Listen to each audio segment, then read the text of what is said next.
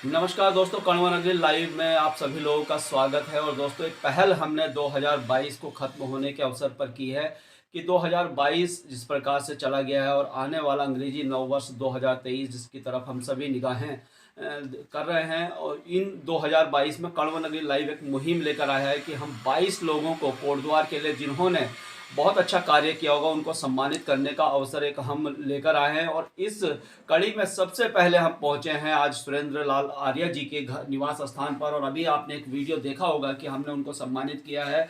जिस प्रकार का कार्य सर का है उसके लिए तो ये सम्मान कुछ भी नहीं है। सर को बहुत बड़े बड़े सम्मान मिले हैं, और लेकिन हमारा भी एक प्रयास है कि जिस प्रकार से हम कोटद्वार की समस्याओं को, गढ़वाल की समस्याओं को उठाते हैं, उसी प्रकार से अगर कोटद्वार और गढ़वाल में हमारे लोग इस प्रकार का कार्य कर रहे हैं और बाहर सर को कोटद्वार ही नहीं, कोटद्वार से बाहर भी बहुत बड़े बड़े सम्मान मिल चुके हैं। तो सर, सबसे पहले तो बहुत बहुत स्वागत है सर आपका। धन्यवाद थापा जी हमारे चैनल में। और सर, इस थोड़ा सा अपने बारे में हमारे दर्शकों को बताइए सर। बहुत बहुत धन्यवाद आपका, आपने मुझे सम्मानित किया। थापा जी, मेरा जन्म 1 जनवरी 1956 को ग्राम ननपुर पोस्ट ऑफिस मोटाडांग में हुआ। और मैंने प्राइमरी, मेरी जो 3 तक की पढ़ाई हुई वो प्राथमिक विद्यालय घमंडपुर में हुई। उसके बाद हमने नंदपुर दूसरी साइड में, जहाँ पटवारी चौकी है, वहाँ पर ज़मीन ली और हम वहाँ चले गए। तो वहाँ से मोटाडांग नज़दीक पड़ता था, तो मैंने प्राइमरी स्कूल से 5वीं पास की। उसके बाद मैं हाई स्कूल मोटाडांग से मैंने हाई स्कूल पास किया। उसके बाद मेरी नौकरी लग गई भारतीय स्टेट बैंक में, और मेरी प्रथम पोस्टिंग पौड़ी हुई। उसके बाद थराली चला गया। थराली से मैंने इंटरमीडिएट पास किया। और इंटर से पहले आपकी जॉब लग चुकी थी? हाँ, इंटर से पहले बैंक में, स्टेट बैंक में। अच्छा, स्टेट बैंक ऑफ इंडिया में। जी जी। तो उसके बाद मैंने इंटरमीडिएट थराली से करा। उसके बाद ग्रेजुएशन मैंने गोपेश्वर से करी। तब मैं, क्योंकि उधर से मैं जोशीमठ चला गया था, तो जोशीमठ से गोपेश्वर थोड़ा नज़दीक था, इस वजह से वहाँ से करा। और एंड में मैंने कोटद्वार से फार्म भरा, प्रीवियस यहाँ से करा। लेकिन तब तक सामाजिक व्यस्तताओं के चलते और बैंक की जिम्मेवारियों के चलते मैं MA कंप्लीट नहीं कर पाया। घर का माहौल सर कैसा था? माँ बाप कैसा? मेरे पिताजी सर्वोदयी भी थे और आर्य समाजी भी थे। और घर में हमारी ज़्यादा ज़मीन नहीं थी, 6 बीघा ज़मीन थी नंदपुर में। और लेकिन वो भी अंधविश्वास के भेंट चढ़ गई, क्योंकि जब पिताजी का निधन हो गया उसके बाद, क्योंकि वहाँ पे कभी किसी को बुखार उखार और जो चलते थोड़ी बहुत बीमारी चलते रहती थी, लोगों ने माँ जी को भड़का दिया कि साहब ये ज़मीन आपके लिए ठीक नहीं है। उसके बाद वो ज़मीन अशुभ है आपके? हाँ, अशुभ है। ये अंधविश्वास और पाखंडी था, और इसी ने हमको आर्य समाज की तरफ भी मोड़ा।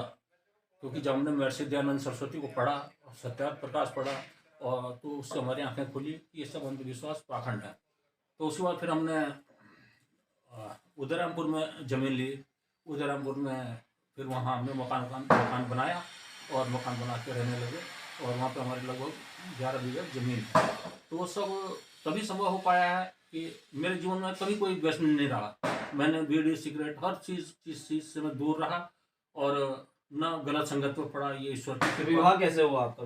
विवाह भी मेरा अरेंज मैरिज हुई है। अच्छा। और वहीं उदयरामपुर में, जहाँ पे MKBN है। जॉब लगने के बाद? हाँ, जॉब लगने के बाद। MKBN के ही बगल में मेरी ससुराल भी है। ससुराल में? हाँ। और उदयरामपुर जो हमारा घर है वो कर्णासन रोड पे है। कर्णासन से 1 किलोमीटर पहले सड़क पे हमारा घर है। अच्छा। तो इस ढंग से तो परिवार में हम लोग, हमारा मूल गांव दिवला पोखाल है। अच्छा। अजमेर। दिवला पोखाल? दिवला पोखाल, हाँ। तो बल्कि जो पोखाल इंटरमीडिएट कॉलेज है उसके लिए हमारे पिताजी ने, दादाजी ने ज़मीन दान की है, और इसलिए उस गांव का नाम, उस स्कूल का नाम पोखाल दिवला पड़ा हुआ है। तो समाज सेवा के क्षेत्र में कैसे आपके कदम? ये असल में मेरे पिताजी सर्वोदय में भी थे और आर्य समाज में भी थे। सोनलाल वो भिक्षु जो उत्तराखंड में भूदान आंदोलन के प्रणेता होते थे, वो उनके संपर्क में रहे, और उसके बाद आर्य समाज के संपर्क में रहे।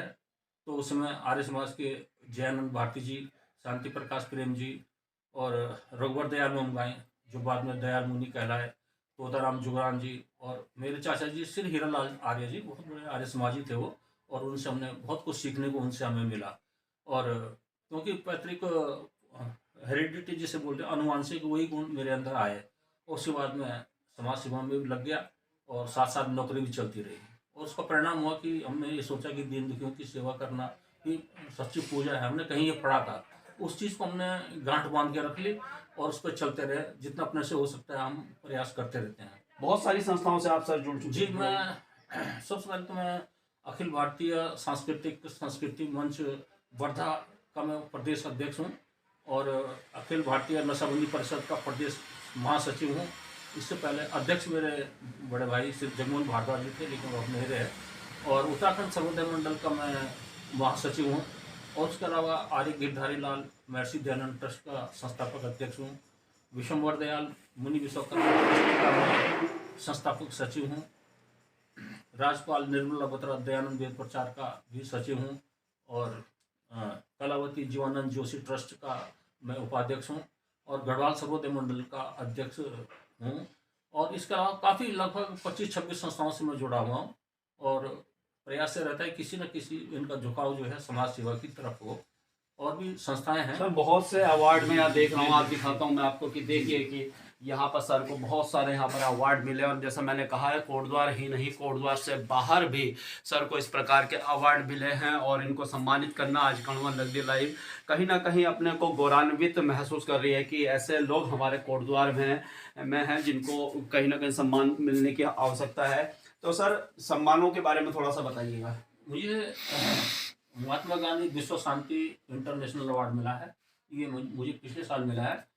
वो उसका जो मूल है, क्योंकि मैं गांधी जी को काफ़ी फॉलोअर हूँ और तमाम महापुरुषों में सभी को मानता हूँ। मैं नहीं सोचता कि कोई छोटा या बड़ा है, क्योंकि सब ने अपने अपने रूप से देश की आज़ादी में और भारत के विकास में कार्य किया है। इसलिए मैं सभी लोगों का आदर करता हूँ, जिसकी जो विचार रही है उसी अनुरूप वो उन्होंने काम किया है। और जैसे डॉक्टर अम्बेडकर साहब को कहा जाए तो विश्व में ज्ञान के प्रतीक हैं और आज भी मैं मानता हूँ कि उनसे बड़ा पढ़ा लिखा उनसे ज़्यादा डिग्रियाँ किसी के पास नहीं है। उनके पास 32 डिग्रियाँ थी।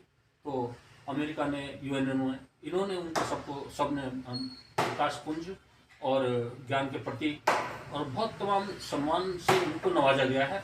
और सन 91 में उनकी मृत्यु के 100 साल बाद उस समय तत्कालीन प्रधानमंत्री VP सिंह साहब ने उनको भारत रत्न से सम्मानित किया है। और महर्षि दयानंद सरस्वती का हमारे जीवन में बहुत असर रहा है। उन्हीं की बदौलत हम हमेशा सामाजिक कुरीतियों, धार्मिक कुरीतियों, अंधविश्वास, पाखंड और नशा, इन चीज़ों से दूर रहे और हमें ऐसे लोगों का साथ मिला जिनको मैंने मेरा मार्गदर्शन करा। इस अवसर पर मैं अपने ताऊ जी जो हमारे मार्गदर्शन रहे हैं, श्री हृदय रामदास लाल, जिनका घर नंदपुर में पटवारी चौकी के बगल में है। अब ताऊ जी नहीं रहे, लेकिन उनका और ताई जी का और श्री महिपाल सिंह थापा जी जो गोरखपुर में रहते थे उनका और श्रीमती झड़ी देवी रावत, ये सब नंदपुर के ही हैं। तो इन लोगों का बड़ा योगदान रहा है मेरे जीवन को संवारने में और मैं हर समय उनको याद करता रहता हूँ। तो अभी सर परिवार में कौन कौन? इस समय मेरे पत्नी हैं, 2 बेटे हैं, उनकी बहुएं हैं और बेटी है, 2 बेटियां हैं। तो आगे भविष्य में किस प्रकार से और काम करने की इच्छा? बस अब तो यही है कि किसी ढंग से दीन दुखियों की हम सेवा कर सकें। इतने ट्रस्ट हैं तो थोड़ा किसी न के द्वारा हम करते रहते हैं और यही प्रयास रहता है कि जीवन में एक ही उद्देश्य है कि किसी ढंग से हम दीन दुखियों की सेवा करें, क्योंकि हम भी यहाँ तक जो पहुँचे हैं वो लोगों की सहायता से ही पहुँचे हैं और उन्हीं के मार्गदर्शन में हमने अपने जीवन को सुधारा है, संभाला है और संवारा है। समाज के लिए जाते जाते क्या मैसेज आप सब देंगे? मेरा लोगों से यही कहना होता है कि देखिए, अपने लिए तो सभी जीते हैं, लेकिन समाज के लिए जीना बहुत बड़ी बात होती है और समाज में उन्हीं लोगों को याद किया जाता है जो समाज के लिए जीते हैं।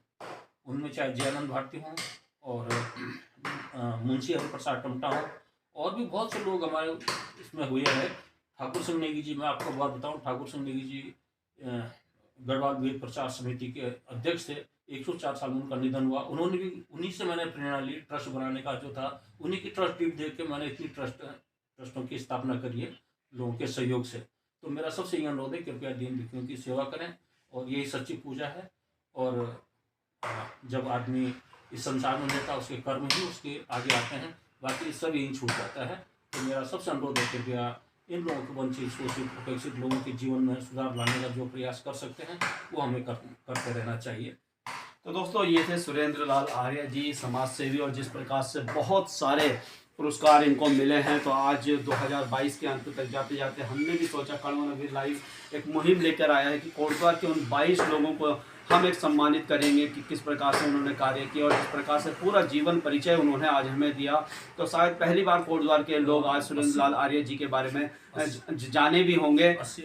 80 अवार्ड जिस प्रकार से सर बता रहे हैं कि 80 अवार्ड उन्हें मिला है, और जिस प्रकार से सर ने कहा है कि कर्म ही प्रधान है, आखिर में आपके जो कर्म ही यहाँ पर छूटेंगे, बाकी कुछ भी चीज़ यहाँ पर आपकी छूटने वाली नहीं है। तो वीडियो पर दोस्तों कमेंट करके अपनी राय जरूर दीजिएगा, और अगर आपकी नज़र में कुछ ऐसे लोग हैं जिन्होंने सच में समाज के हित के लिए कार्य किया है तो वो भी आप हमें मेंशन कीजिएगा, हम कमेंट करके आप अपनी राय दीजिएगा। और सर जाते जाते बहुत बहुत धन्यवाद सर आपका, आप लगातार दीर्घायु हो, आपकी लंबी उम्र हो, आपके परिवार में सभी लोग अच्छे से रहें और इसी प्रकार से आप सामाजिक कार्य लगातार करते रहें। धन्यवाद सर। धन्यवाद थापा जी, मैं आपका बहुत आभारी हूँ कि आप हमारे घर पे आके मुझे सम्मानित किया, और समाज के ऐसे लोगों को आप सम्मानित कर रहे हैं जो समाज के सेवा के लिए किसी न किसी रूप में कार्य कर रहे हैं। मैं आपका बहुत बहुत धन्यवाद करता हूँ। तो धन्यवाद दोस्तों, जय हिंद, जय भारत, जय उत्तराखंड।